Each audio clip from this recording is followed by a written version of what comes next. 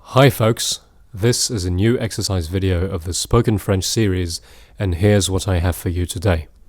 This is a video by one of the most famous French humor channels called Studio Bagel. The video title is Le Remontant. A remontant in that case means a pick-me-up. I chose it as exercise material because it's short, less than 2 minutes. The characters are speaking most of the time. Their way of speaking is completely natural. That's exactly what you'd hear in real life.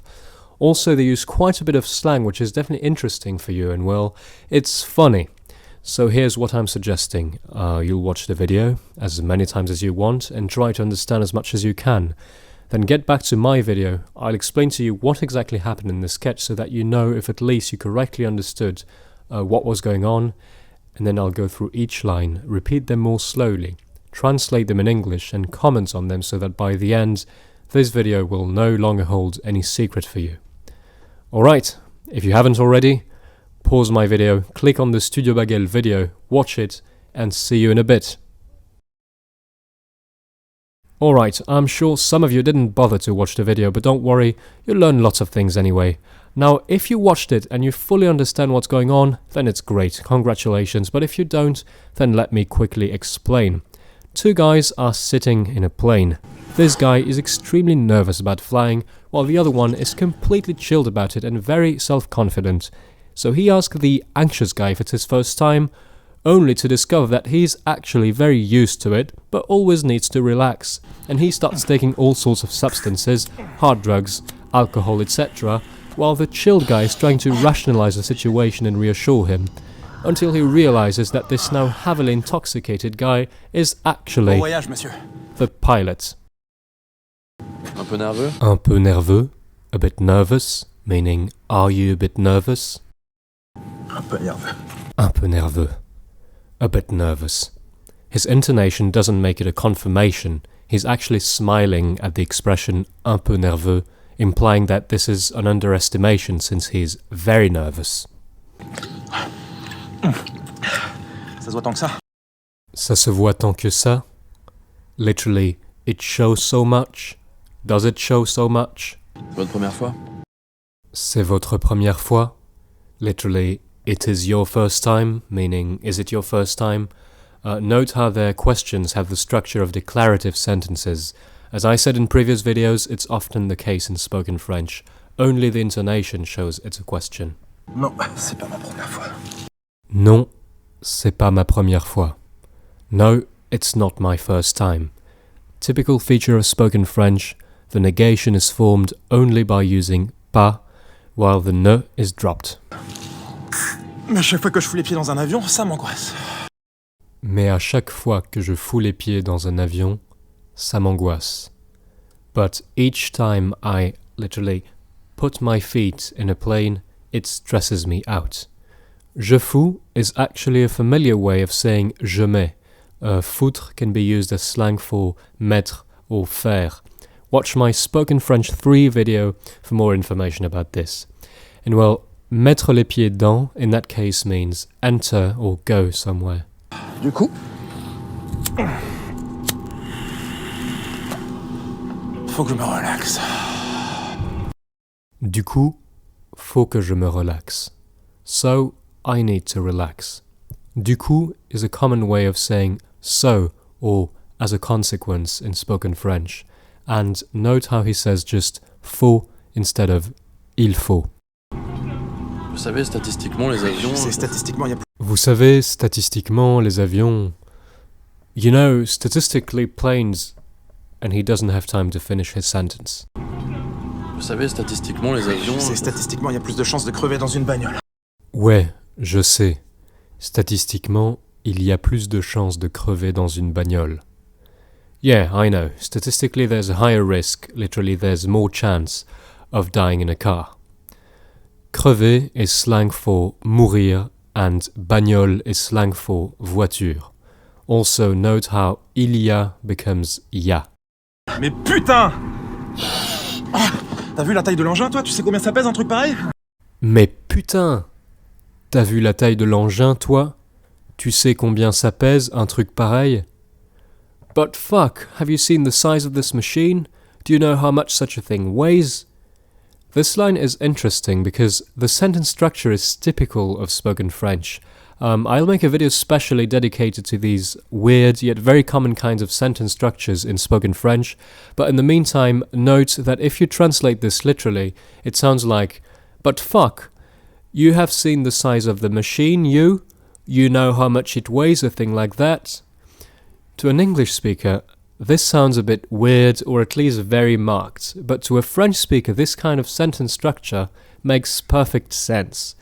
More on that in a future video. See, that's why you need to subscribe to my channel. On est 400 pélos à l'intérieur, il y a 170 tonnes de kérosène dans la carlingue, donc je suis désolé mais c'est à se demander comment ça peut décoller. On est 400 pélos à l'intérieur, il y a 170 tonnes de kérosène dans la carlingue, donc je suis désolé, mais c'est à se demander comment ça peut décoller. We're 400 people inside. There's 170 tons of kerosene in the plane, so I'm sorry, but it just makes me wonder how it can take off. Pélo is slang for personne, people, but I rarely hear that word. It's not very common at all, which makes it actually funny, in the video, because since it's not very common, it sounds a bit funny. As for the expression "c'est à se demander," it literally means something like "this is to wonder," and it translates as "it makes one wonder," or something like that. Une fois le décollage passé, ça roule tout seul en fait. Hein. Une fois le décollage passé, ça roule tout seul en fait. Hein? Il y a literally once the takeoff passed, it rolls on its own. In fact, there's, and then he gets interrupted. So, une fois le décollage passé means something like after we've gone through the takeoff. And ça roule tout seul is an expression meaning it's all running smoothly, it's effortless. And as for the word un, as you can imagine, it's just a filler. It doesn't really mean anything. Oh non, non, non, parce que c'est pire après. Oh non, non, non, parce que c'est pire après. Oh no, no, no, because it's worse afterwards. Le décollage, à la limite, ça me repose. Hein. Le décollage, à la limite, ça me repose. Hein? Literally, the takeoff to the limit, it relaxes me.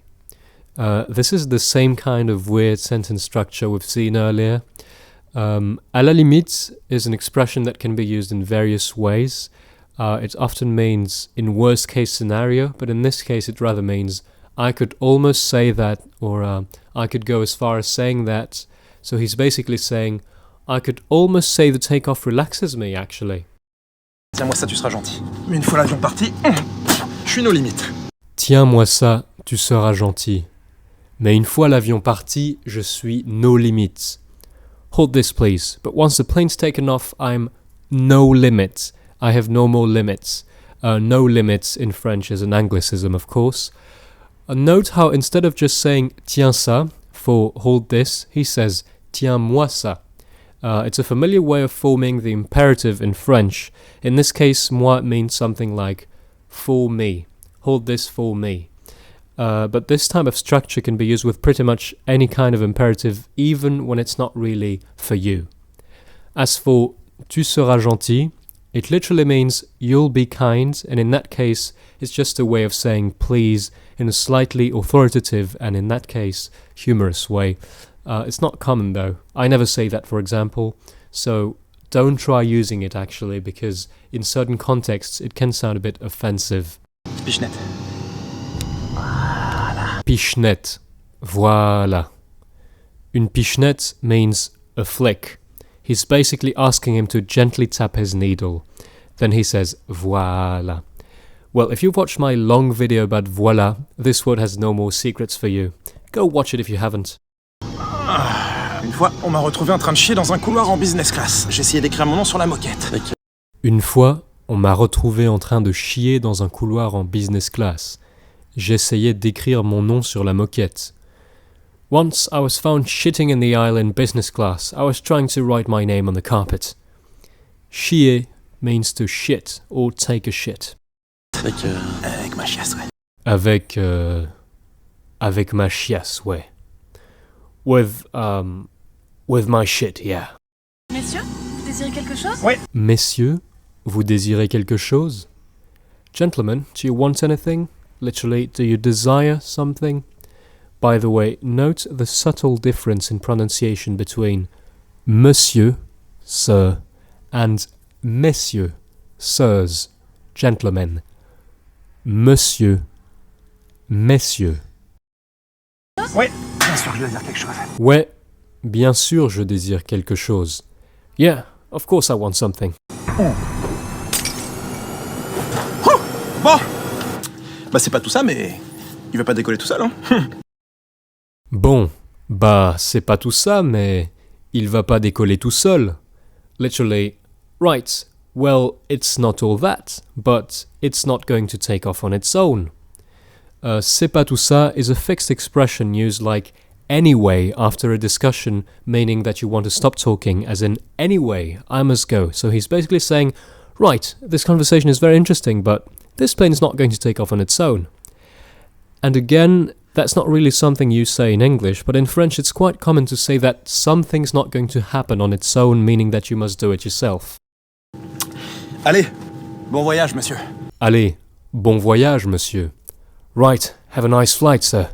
Allez is a word that can be used in many ways, a bit like voilà. I'll talk about it in a separate video. Alright, let me know in the comments if you enjoyed this video and if you'd like me to make more videos like this one. If you do, give me a thumbs up, share it, subscribe if you're new to my channel, and follow me on Facebook. Cheers!